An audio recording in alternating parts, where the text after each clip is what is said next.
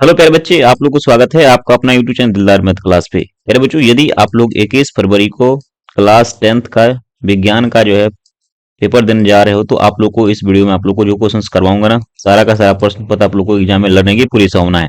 तो प्यारे बच्चों, क्लास 10th का आप लोग देख सकते हैं विज्ञान का पेपर है। इसमें आप लोग को जो है, यदि आप लोग विज्ञान में जो है 80 में 80 नंबर अभी लेके आओगे, तो आप लोग सबके सब बच्चे इस वीडियो को अंत तक क्या करना, अंत तक वीडियो को जरूर देखना, क्योंकि साइंस का पेपर है एकदम सब्जेक्टिव प्लस ऑब्जेक्टिव। देखिए, मैं आप लोग को सब्जेक्टिव क्वेश्चंस भी करवा दूंगा प्लस ऑब्जेक्टिव क्वेश्चन से। पहले इस वीडियो में आप लोग को ऑब्जेक्टिव क्वेश्चंस कराऊंगा, फिर मैं आप लोग को सब्जेक्टिव क्वेश्चन दोनों का दोनों क्वेश्चंस कराऊंगा, ठीक है।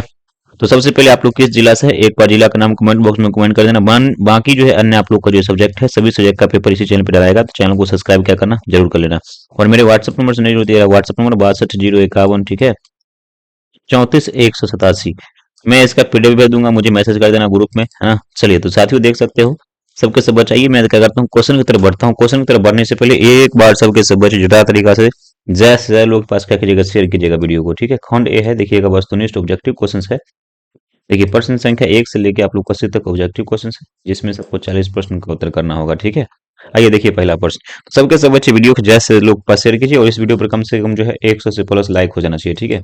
आइए, पहला प्रश्न है, निम्नलिखित में से किसका बर्तनांक सबसे अधिक होता है? हवा का है, हीरा का है, शीशा का है, जल का है। तो आपको पता होगा हीरा का बर्तनांक सबसे अधिक होता है। कितना होता है सर? 2.42 होता है ना, 2.42। उसका देखिए अगला कार्य गुरुजी, प्रश्न संख्या 2 है, अवतल दर्पण की फोकस दूरी क्या होती है? ऋणात्मक होती है, धनात्मक होती है, शून्य होती है। तो अवतल दर्पण की फोकस दूरी ऋणात्मक होती है, ठीक है। आंसर क्या रहेगा इसका? ये तो सारा का सारा प्रश्न पद को याद कर लेना, ये सब प्रश्न आप लोग एग्जाम में लगेगा, ठीक है। देखिए, प्रश्न संख्या 3 है, किसी लेंस से मुख्य फोकस की संख्या कितना होता है? तो लेंस में मुख्य फोकस की संख्या आपका 2 होता है, ठीक है। आंसर क्या आ जाएगा इसका? इसका आंसर आप लोग को यहाँ से भी होगा, ठीक है। अगला प्रश्न देखिए, यहाँ से 4 है, प्रश्न संख्या 4 है, दाढ़ी बनाने में कौन सा दर्पण का, ये क्वेश्चन 100% आप लोग को लगेगा, ठीक है। दाढ़ी बनाने में कौन सा दर्पण का प्रयोग किया जाता है? उत्तल दर्पण है, अवतल दर्पण है, समतल दर्पण है। तो बच्चों जी, ये आपका जो दाढ़ी बनाने में हम लोग जो है अवतल दर्पण का उपयोग करते हैं ना। आंसर क्या हो जाएगा इसका? आंसर नंबर इसका बी हो जाएगा, ठीक है। आइए अगला प्रश्न देखते हैं, प्रश्न संख्या 5। कह रहा है अवतल दर्पण की फोकस दूरी एफ और उसके भगत या आर के बीच संबंध क्या होता है? एफ बराबर जानबे करते हैं आप लोग, आर बटा क्या होगा? एफ बराबर आर बटा 2 होता है, जो कि आंसर नंबर किस में है? आपका आंसर नंबर सी में है।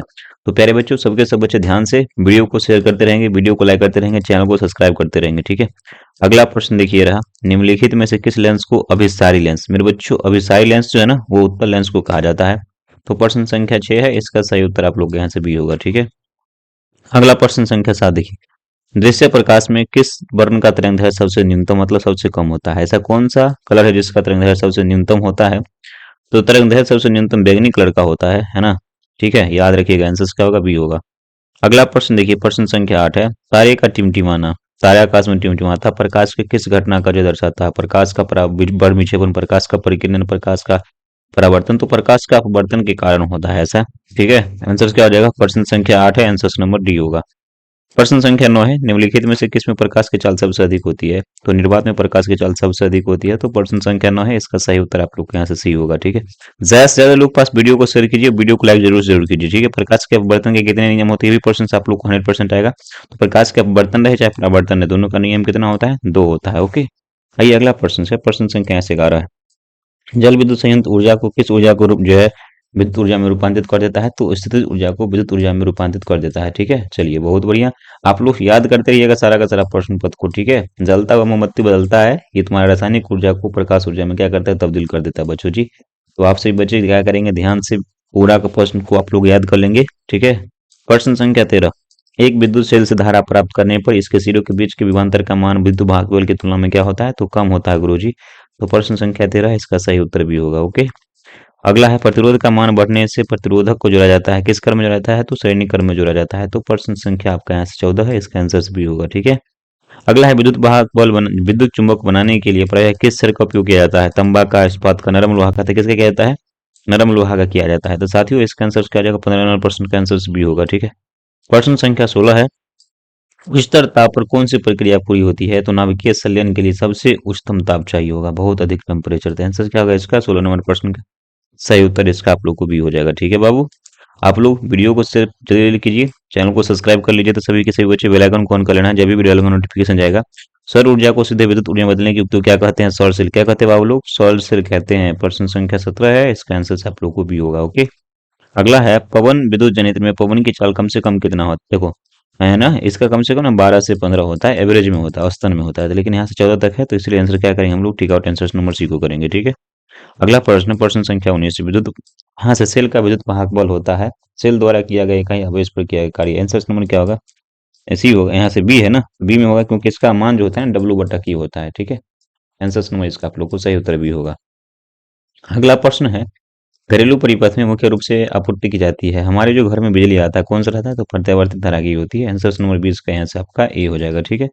ए वाले बच्चे एकदम सही हो जाएगा। वर्ण विक्षेपण असंभव होता है, तो निर्वात में वर्ण विक्षेपण पॉसिबल ही नहीं है।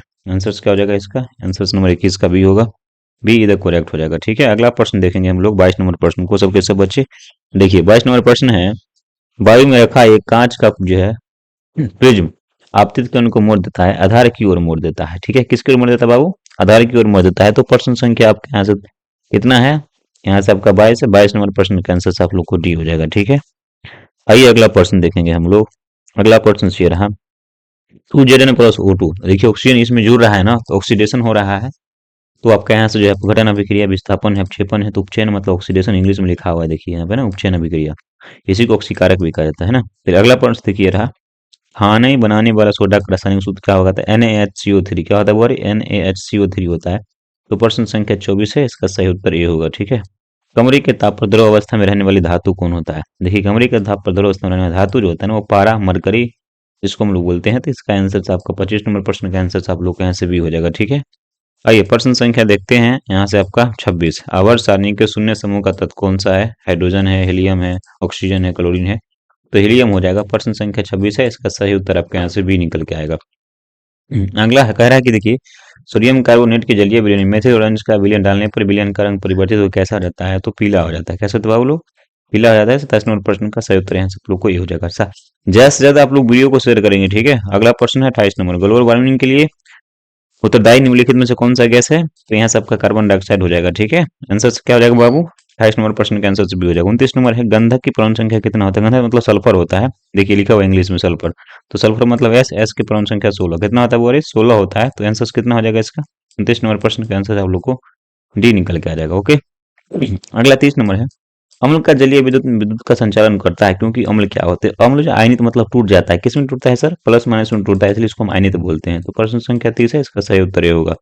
अगला कर, अधिकतर धातुओं के ऑक्साइड क्या होते हैं, तो धातुओं के ऑक्साइड जो होते हैं ना, वो अक्सर क्षारीय होते हैं। क्या होते हैं वह, क्षारीय होते हैं। तो प्रश्न संख्या 31 है, इसका आंसर सही हो जाएगा। 32 नंबर प्रश्न है, सोने में निम्नलिखित में से कौन सी धातु मिलाकर जो हमेशा धातु तैयार किया जाता है, तो कॉपर धातु। आंसर नंबर 32 का है, आप लोग को ए निकल के आ जाएगा। ओके। अगला प्रश्न देखो, ज्यादा से ज्यादा तो लोग शेयर करो। ठीक है। NaCl AgNO3, देखो आपस में देखिए, Cl जो है यहाँ से देखो ध्यान से, Ag जो है Cl के साथ जुड़ रहा है, Na जो है तुम्हारा इसके साथ जुड़ रहा है, तो दोनों आपस में दो बार हो रहा है, तो द्विविस्थापन अभिक्रिया हो जाएगा। ठीक है। आंसर नंबर क्या होगा, सी हो जाएगा। सिलिकॉन क्या है मेरे बच्चों, ये प्रश्न आप लोग को 100% करेंगे, इस प्रश्न को आप लोग सबके सब बच्चे याद रखना। सिलिकॉन एक गुरुजी धातु होता है, तो प्रश्न संख्या 34 है, उसका आंसर सी हो जाएगा। ठीक है। 35 नंबर तत्व, वे तत्व जिनके बाहरी सेल पूरा होते क्या कहलाते हैं, उत्कृष्ट गैस। क्या कहलाते हैं बाबू, उत्कृष्ट गैस कहलाते हैं। आंसर क्या होगा इसका, आप लोग को डी हो जाएगा। ओके। अब देखो खड़िया का रासायनिक सूत्र क्या होता है, तो खड़िया का रासायनिक CaCO3 होता है, CaCO3, जो कि ऑप्शन नंबर किस में है आपका, डी में है बच्चों जी, डी आपका सही उत्तर हो जाएगा। ठीक है। अगला प्रश्न देखिए, करें निम्नलिखित में से कौन सबसे अधिक अम्लीय ऑक्साइड है, सबसे अधिक, तो सल्फर डाइऑक्साइड हो जाएगा। क्या हो जाएगा, सल्फर डाइऑक्साइड। आंसर नंबर ये हो जाएगा। करें निम्नलिखित में से कौन एल्काइन है, मेरे बच्चों एल्काइन का सूत्र C2H2, इसी को बेल्डिंग गैस बोला जाता है, तो आंसर क्या हो जाएगा इसका, सी हो जाएगा। ठीक है। अब देखो CH3OCH2, इसका नाम क्या होता है, देखिए छोटका वाला में OXY जुड़ता है। ठीक है। छोटका में OXY, बड़का में ANE, जुड़ता है तो मिथॉक्सी इथेन। ठीक है। आंसर नंबर 2 कार्बन को इथेन बोलते हैं। आंसर नंबर इसका आप लोग को ए हो जाएगा। ठीक है बाबू। अगला प्रश्न देखिए, कह रहा है कि निम्नलिखित में से कौन यौगिक जो है ईंधन के रूप में इस्तेमाल किया जाता है, तो एथेनॉल। आंसर नंबर इसका आप लोग क्या करेंगे, हम लोग सी करेंगे। अगला कह रहा है, सोडियम हाइड्रोक्साइड जिंक से अभिक्रिया करके निम्नलिखित में से कौन सा उत्पाद बनाता है, तो Na2ZO2H2। Answer number B. अगला प्रश्न कह रहा है, धोबिया सोडा का रासायनिक सूत्र क्या होगा भाई साहब, NaHCO3 इंटू 10H2 होता है। चला आंसर नंबर 42 का आपका ये हो जाएगा। तो आप लोग किसके जिला से देख रहे हैं, ज्यादा से ज्यादा लोग वीडियो को शेयर करेंगे। मेरे व्हाट्सएप नंबर 62 ठीक है, 34 187, ये मेरा नंबर है, आप लोग मुझे मैसेज करना, मैं सबके सब बच्चों को ग्रुप में ऐड कर दूंगा। ठीक है। सारे के सारे बच्चे को ग्रुप में ऐड कर दूंगा। अगला प्रश्न कह रहा है कि देखिए, अम्ल राज्य में HNO3 और जो HCl का अनुपात कितना होता है बाबू, देखिए इसका 1 इसका 3 होता है, तो एक अनुपात कितना हो जाएगा, 3 हो जाएगा। तो एक, तो यहाँ से प्रश्न संख्या देखेंगे हम लोग 43 है और 43 नंबर प्रश्न का मैं सभी बच्चों को आंसर्स कर देना चाहूंगा। इसका आंसर सी का अनुपात 3 हो जाएगा, जो कि आंसर नंबर ए में है। ठीक है, अगला कार्य देखिए, किसी अभिक्रिया में भाग लेने वाले पदार्थ को क्या कहते हैं गुरुजी? तो उसको अभिकारक बोलते हैं, रिएक्टेंट। आंसर नंबर इसका बी में है। देखिए कितना आसान आसान सा प्रश्न पूछा गया है ना। देखिए कह रहा है कि देखिए निम्नलिखित में से, यहाँ पे निम्नलिखित में से कौन अम्लीय ऑक्साइड है मेरे बच्चों जी? अम्लीय ऑक्साइड कौन है? तो यहाँ से 45 नंबर प्रश्न है, इसका आंसर आप लोग को D, sulphur dioxide. Answer number इसका आप लोग को डी हो जाएगा। ठीक है, पहले निम्नलिखित में से कौन सा पदार्थ का जलीय घोल लाल लिटमस पथ को नीला कर देता है? तो यहाँ से नीले को लाल, तो लाल को तो आप यहाँ से क्षार कहलाएगा। क्या करेगा? क्षार जो है लाल लिटमस पथ को नीला कर देता है। तो प्रश्न संख्या 46 है, इसका आंसर से आप लोग को बी होगा। अगला कह रहा है कि स्वस्थ शरीर का पीएच मान कितना होता है? 7.0 से 7.8 के बीच। आंसर नंबर क्या हो जाएगा? सी हो जाएगा। अगला बाबू देखो ध्यान से, निम्नलिखित में यौगिक में से कौन सा जल में जो है जल में घुला होता है? तो यहाँ से देखिए ग्लूकोज क्या होता है? जल में घुल जाता है। तो प्रश्न संख्या 48 है, इसका आंसर आप लोग को डी हो जाएगा। 49 नंबर प्रश्न, निम्नलिखित में से कौन अवलगम है? तो यहाँ से NH डी। आंसर नंबर 49 का आपका यहाँ से बी निकल के आएगा। ठीक है, अगला देखो ध्यान से, निम्नलिखित में से कौन सी धातु जिंक सल्फेट से विलयन से जो है जिंक को विस्थापित कर सकती है? तो यहाँ से प्रश्न संख्या 50 को देखेंगे और प्रश्न संख्या 50 का सही उत्तर आपके यहाँ से जो है डी निकल के आ जाएगा। ठीक है भाई साहब, एल्युमिनियम। ठीक है, अगला देखो, ऑक्सीजन रक्त को हृदय से शरीर के विभिन्न भागों तक ले जा क्या कहलाती है? तो बच्चों जी यहाँ से प्रश्न संख्या देखिए, नीले है, सिराए हैं, लिंद है, धमनियां है। तो प्रश्न संख्या 51 है, ये आपका धमनिया कहलाएगा। ठीक है, चलिए अगला प्रश्न देखिए, रक्त के हल्के पीले रंग के चिपचिपे द्रव क्या कहते हैं? तो प्लाज्मा कहते हैं। तो प्रश्न संख्या 52 है, इसका सही उत्तर सी होगा। इन पौधे की पत्तियों पर स्टोमाटा अनुपस्थित होता है? तो प्रश्न संख्या देखेंगे यहाँ 53 है और 53 नंबर प्रश्न का सही उत्तर आपका यहाँ से जो है बी निकल के आ रहा है। ठीक है, अगला प्रश्न देखो, किनमें में पाई जाती है? किसमें पाया जाता है? बोले ईस्ट में पाया जाता है ना। तो यहाँ से प्रश्न संख्या 54 है और 54 नंबर प्रश्न का सही उत्तर आपका यहाँ से जो है ए निकल के आ रहा है। ठीक है, अगला प्रश्न देखो हम लोग देखेंगे, ये रहा, पूर्ण विकसित जो है अंडाशय कहलाता है भाई साहब? फल कहलाता है। क्या कहलाता है? बोले फल कहलाता है ना। 55 नंबर प्रश्न है, इसका आंसर सभी हो जाएगा। ठीक है, ग्लूकोज का रासायनिक सूत्र क्या होता है? तो C6H12O6 होता है। तो प्रश्न संख्या 56 है, इसका आंसर सभी होगा। निम्नलिखित में से कौन सा पौधा प्रकाश संश्लेषित इकाई कहते हैं? निम्नलिखित में से किस पौधे का प्रकाश संश्लेषण इकाई होती है? क्लोरोप्लास्ट का।